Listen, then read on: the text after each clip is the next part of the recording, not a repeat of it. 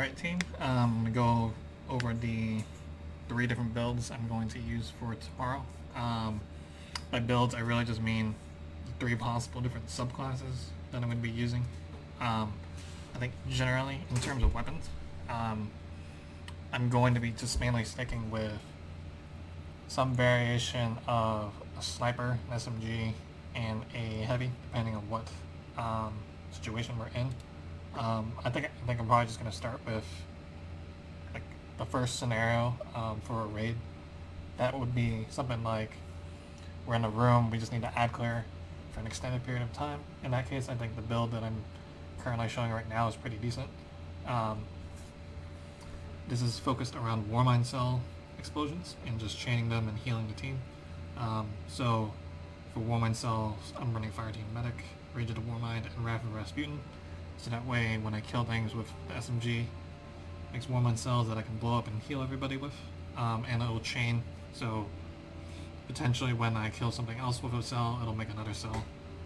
And I found this really good in Nightfalls and Lost Sectors, all that stuff. So I think this is going to be a really good option.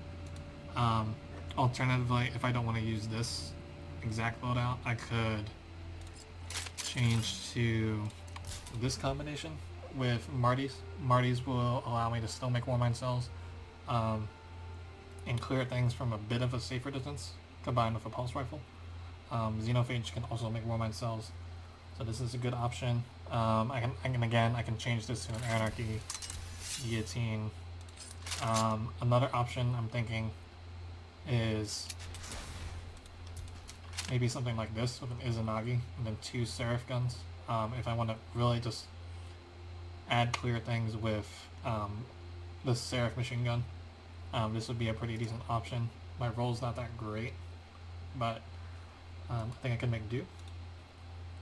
So those are the main weapon combinations I could run with this class here. The other option that I have is, being a bubble for the team. This would again be more of a boss DPS situation.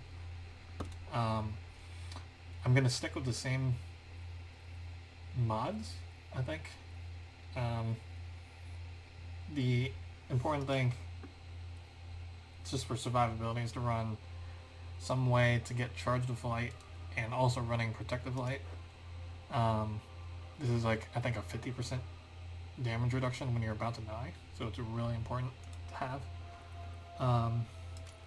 You can also pair this with Recuperation in your boots, so that way you pick up health every time you pick up an orb. Just again, thinking of survivability. If I'm doing boss DPS, I would probably stick with this loadout here, or switch to the Xenophage loadout, depending on whether I want to use more special or more heavy. Another build that I have that I found pretty useful during Garden. This is like in a more active situation where we need like move to capture different plates. We're constantly on the run. We can't really just sit there with like a well or something. I found that having Ursa, so that way I can block for the whole team, is pretty useful. Again, the mods are going to be the same. But yeah, this would be like I can throw up a shield, we can push together as a team to capture a point. I do think there's going to be more mobile encounters for this raid tomorrow, so this is a pretty good option. Again, I can run this with any weapon combination. I'm not going to plan to have a build for my Striker or my Stasis. I just don't think that's a good idea. We're trying to be surviving everything. For Geiger, since you don't have most of these Warmind cell stuff, if you just want to make Warmind cells, just take one thing, put on Global Reach, and that'll just make sure that the Warmind cells that you do make really spread out and really kill as many things as possible. Otherwise, I would focus on Protective Light, taking charge. On a solar piece, I would put Supercharge, so that way you can hold more stacks. You could also potentially run Heal Thyself, so that way you can heal on grenades. I again, I would stick to one of the 3 classes that I was telling you about, just to make sure that you're surviving as best as you can. If we're really struggling tomorrow, I think